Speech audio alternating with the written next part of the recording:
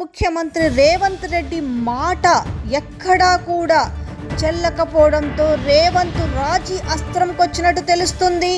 మంత్రివర్గ విస్తరణ విషయంలో తన మాట చెల్లుబాటు కాదని సీఎం రేవంత్ రెడ్డికి అర్థమై అధిష్టానానికి సరెండర్ అయినట్టు కాంగ్రెస్ పార్టీలో చర్చ మొదలైంది. ఇన్నాళ్ళు తాను చెప్పిన వారికే పదవులు ఇవ్వాలని పట్టుబట్టిన రేవంత్ ఇప్పుడు అధిష్టానం నిర్ణయం తనకు శిరోధార్యం అంటూ రాజీ అస్త్రం సంధించినట్టు తెలుస్తుంది. సుదర్శన్ రెడ్డికి పదవిస్తే మిగిలిన బెర్తులు మీ ఇష్టం.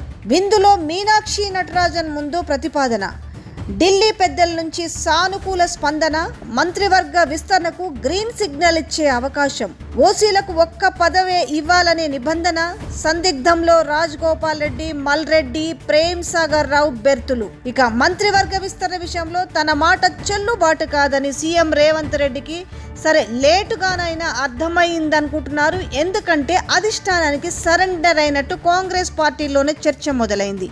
ఇన్నాళ్ళు తాను చెప్పిన వారికే పదవులు ఇవ్వాలని పట్టుబట్టిన రేవంత్ ఇప్పుడు అధిష్టానం నిర్ణయం తనకు శిరోధార్యం అంటూ రాజీ అస్త్రం సంధించినట్టు చెప్తున్నారు. బోధన్ ఎమ్మెల్యే సుదర్శన్ రెడ్డికి మాత్రం ఖచ్చితంగా పదవి ఇవ్వాలని కోరినట్టు తెలుస్తుంది. ఈ మేరకు కాంగ్రెస్ పార్టీ రాష్ట్ర వ్యవహారాల ఇన్ఛార్జి మీనాక్షి నటరాజన్తో ఢిల్లీకి రాయబారం పంపినట్టు సమాచారం. ఈ ప్రతిపాదనకు ఢిల్లీ పెద్దల నుంచి సానుకూల స్పందన వచ్చిందని, మంత్రివర్గ విస్తరణ ఓ కొలిక్కి వచ్చినట్టేనని తెలుస్తుంది.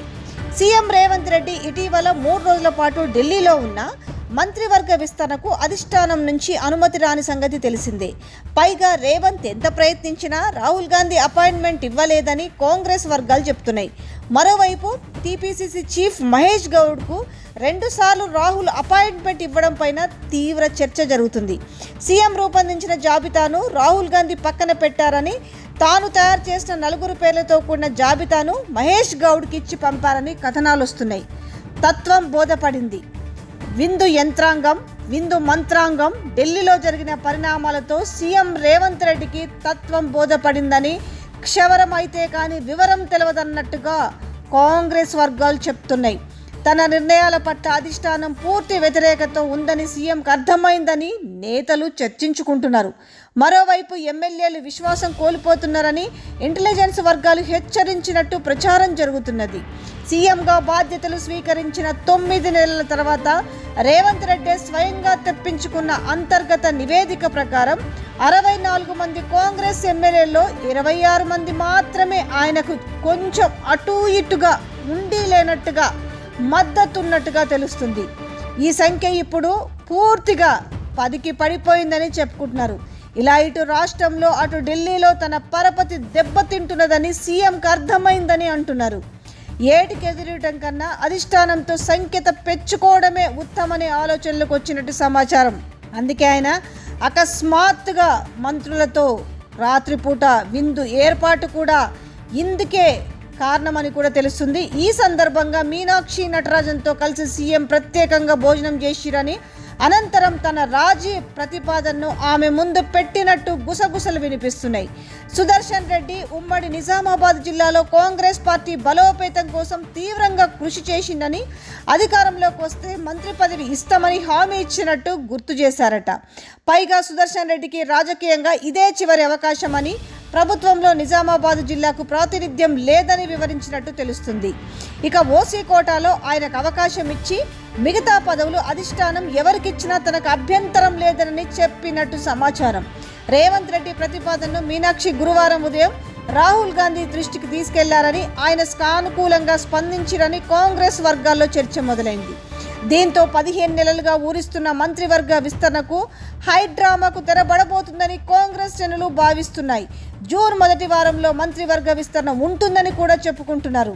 అయితే ఇక్కడ వ్యవహారం అంతా ఒకే దెబ్బకు 3 పిట్టలన్న పరిస్థితిగా కనిపిస్తుంది. సీఎం రేవంత్ రెడ్డి వ్యూహాత్మకంగానే సుదర్శన్ రెడ్డి మంత్రి పదవి కోసం పట్టుబడుతున్నాడని పార్టీ వర్గాల్లో చర్చ జరుగుతుంది. అధిష్టానం ఇచ్చిన జాబితా ప్రకారం కోమటిరెడ్డి, రాజగోపాల్ రెడ్డి, మల్రెడ్డి రంగారెడ్డిలో ఎవరికో ఒకరికి పదవి ఇవ్వాలని ప్రతిపాదించారని, వెలమ సామాజిక వర్గం నుంచి ప్రేమ్ సాగర్ రావు కూడా పోటీలో ఉన్నారని కొన్నాళ్ళుగా ప్రచారం జరుగుతుంది. ఇదే సమయంలో మంత్రివర్గ విస్తరణలో ఓసీల నుంచి ఒక్కరికి మాత్రమే అధిష్టానం సంతానం నిబంధన విధించిందని చెప్తున్నారు. ఒకవేళ రెండో సీట్ ఇవ్వాల్సి వస్తే ఓసీల్లోని ముస్లింలకు ఇవ్వాలని సూచించినట్టు తెలిసింది.